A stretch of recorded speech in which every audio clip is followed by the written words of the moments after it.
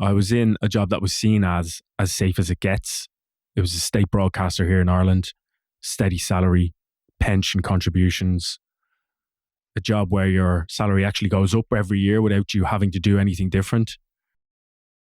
It just goes up and you can't be made redundant involuntarily. So it's the kind of job that people spend their careers trying to get into. And I walked away from it with a newborn and no real plan. But here's the thing that I want to say to anyone who's sitting in their job and dreading every Sunday night. If you fear something every single week, if your stomach turns every Sunday at 6 o'clock, a feeling's not a weakness. That's not anxiety. It's information. And here's what it's telling you.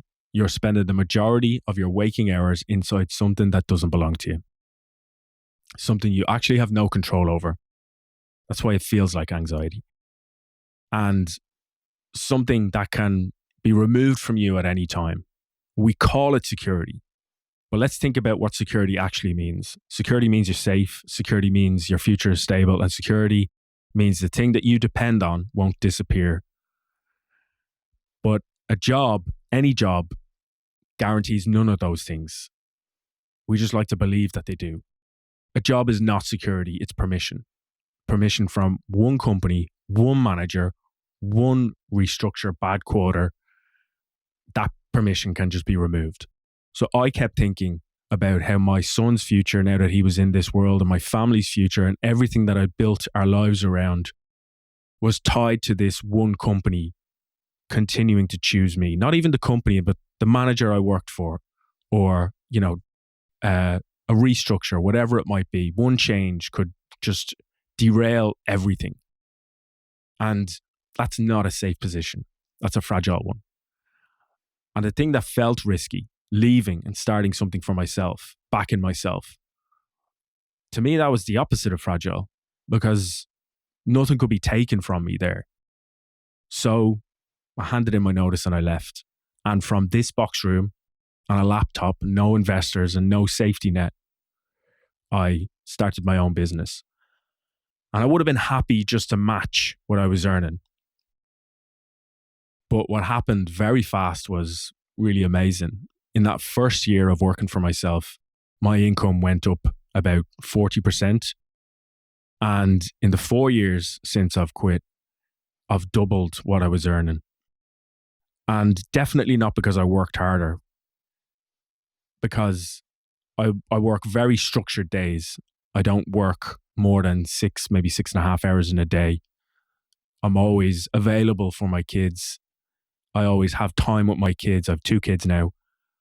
I have time for them in the evening. I'm sure I always make sure I'm not working in the evening, and I'm available for them if they're sick and if they need me on weekdays. But the big thing that changed my income was where I sat in the structure. And let me explain what I mean by that. When you're employed, there's this long chain between you and the client who pays the money. So there's the company, the owner, the director, the managers, the overheads, the profit. And then somewhere along the way, you're going to get a little bit of a cut. So I looked at it in terms of, why can't I take what I do for this company and sell directly to clients who need similar work done? So I started doing that. I mean, the internet's an amazing place where you can connect with people across the world. I mean, the market is endless. So I started on Upwork and found various clients that were willing to pay me to do audio production, audio engineering, and I started selling directly to them. And what happened, only when I started doing it, I could figure it out. The chain disappeared. The maths changed completely, where I could now just sell directly to one client and all these other people don't need their cut. That changed how much I could charge, and it just changed my whole outlook on how things work. And the company that I left, the Safe company, safest job in Ireland, the one that some people told me I was a bit crazy to walk away from, they've been in the news over the last couple of years. They're going through really deep financial trouble.